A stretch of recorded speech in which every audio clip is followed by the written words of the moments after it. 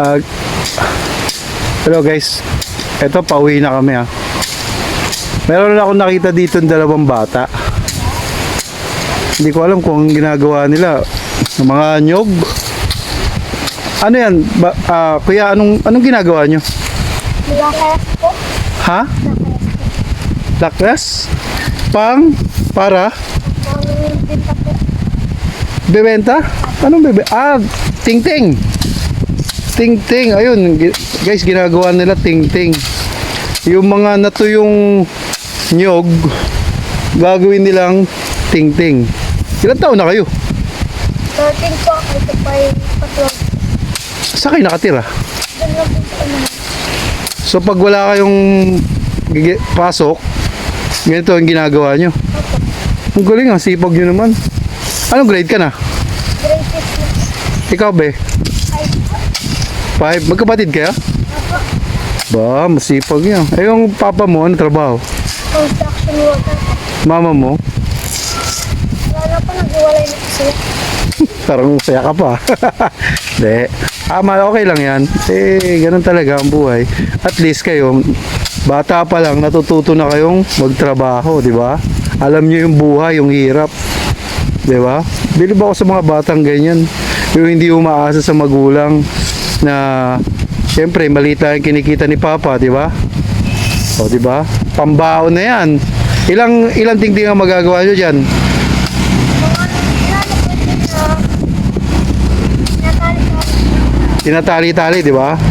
Pero marami, siyempre kailangan marami, di ba? Oh. Saan nyo kinukuha yung mga natuyong dahon ng ng nyog? Doon sa mga ano. Sa mga Bagay dito, no? Marami, no? Galing. Kita mo nga naman guys, no? Ganito ang buhay dito sa probinsya. Ha? Makikita mo, napakasimple. Pero masaya. Kahit mahirap, makikita mong kahit mga bata, kaya nilang makagawa ng paraan para magkaroon ng pera, di ba? Galing. Basta sipagan nyo lang yung pag-aaral nyo, may mararating kayo, malay nyo, di ba? Pagka-graduate nyo, di ba? Hindi lang to, at least alam nyo mabuhay, di ba? Galing. Uy kuya, salamat sa inyo ha. Na kayo. Sige. Good luck sa inyong dalawa ha. Okay. Salamat. Ito na ako. Sige, sunod ulit. Mamaya ulit.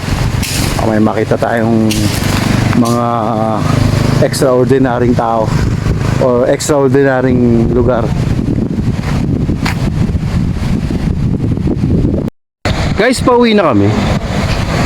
Meron kami rito nakitang pababa. Oo. Parang nasa baybay siya. Eh. Basta kali.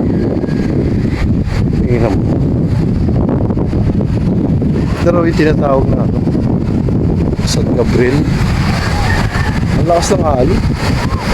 Nakakatakot. Bato ang lalaki. Ayun, dito pa rin to sa Actes,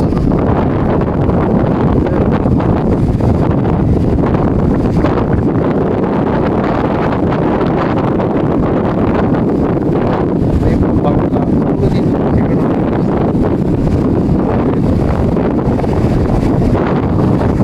Pero pag nalaglag gusto yung kumurito, dito sa mga bato-bato na yan, ito makukuha.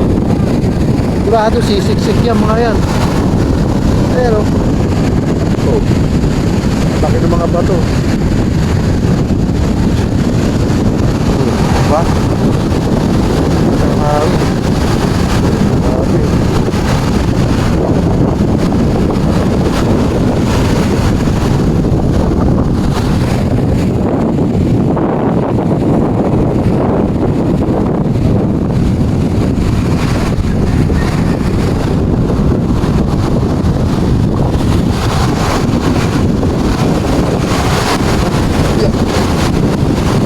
tayo na form ng mga bato na ito. Pero Hindi ko alam kung paano nag-code yan. Siguro sa asik. Kaya magkagaling din yung mga ano may bato. Parang coral eh. Diba? Taas ng tubig dito. Makikita mo yung mga bato-bato na ano. Hindi pwedeng pagliguan to. Siguro ano ito. Ayan ano. Okay, so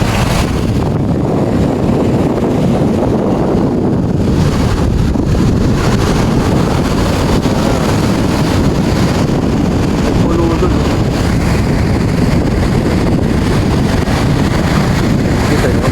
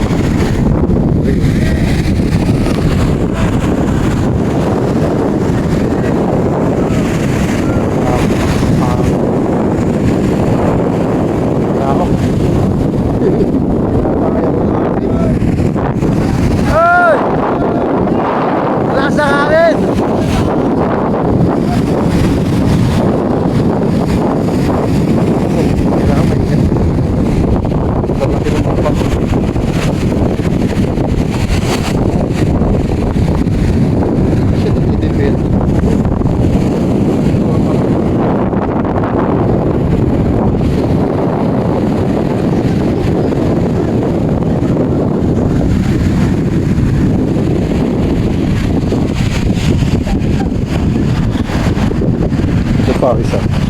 Meron pa rito, kabila, sa kabilang side naman. Ayaw ba namin? Service namin. Dito naman sa kabila. Bahay. Pero, daming mga bangka. Siguro dito yung parang ano nila.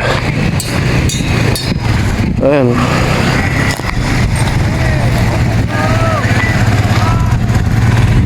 Ayan.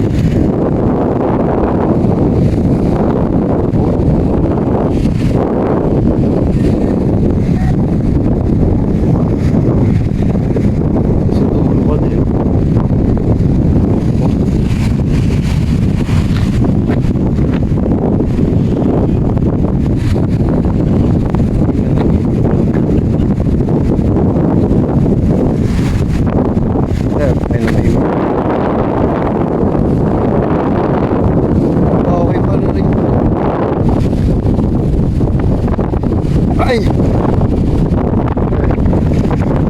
Brad, pwede magtanong? Nakakakuha ka talaga ng isda dyan? Oo nga, no? Ayun. Anong isda yung mga nakakuha ka dyan? Oo. Ano?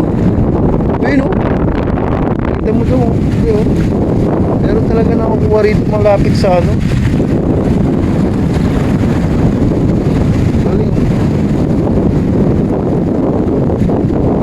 Tapos ang pain mo, maliit lang na ano, na hipon. O ba yan, oh? Ulam-ulam din, Brad, no?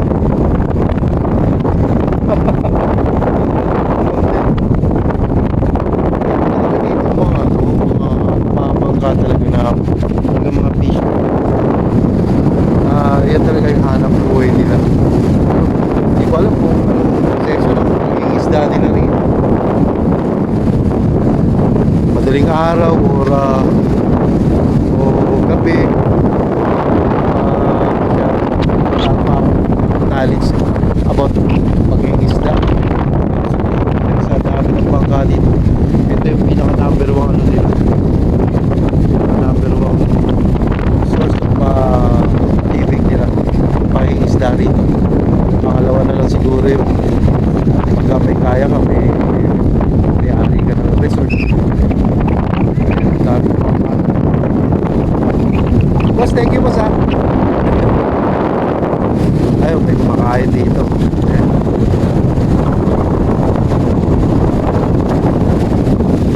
Ayun, gusto na yung mga kasama ko.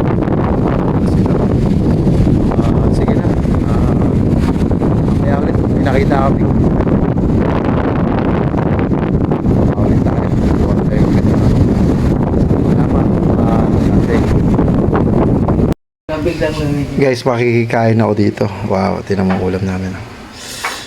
Adobong manok. Ang tawag ito? Adobong manok. Adobong manok. With tao. Ito, mukhang masarap to. Hindi ko pa. Dilis na kilawin. Dilis. Tapos meron pang itlog. Pero ito, pinaka-special sa kanila. Ha? Pakita ko sa inyo. Ha? Itong Imbuti daw. Alright. black embutido. Mantik na masunog. Black embutido. Ah, sunog ba to? Hindi, mantik lang. Hindi naman. Parang black embutido na may hilaw pa hilaw pa Ito talaga ang pinakaluto niya Pero ito yung hilaw, ayun So, titikman natin ito Tingnan natin kung masarap o hindi. Okay, let's G! Okay.